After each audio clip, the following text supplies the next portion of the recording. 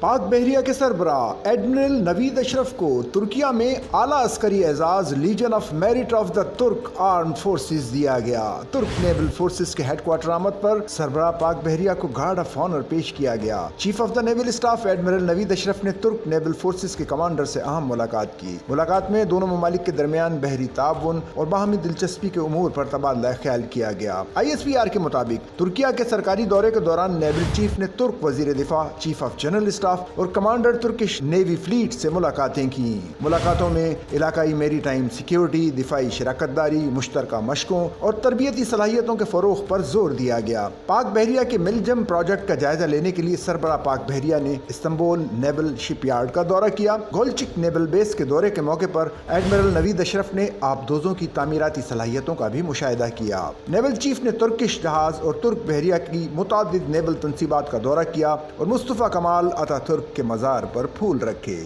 Sachal news net work کی videos میں خوش آمدید۔ ناظرین، ویڈیو سے متعلق اپنی قیمتی رائے کا اظہار کمنٹ باکس میں ضرور کریں اور چینل کو سبسکرائب کریں۔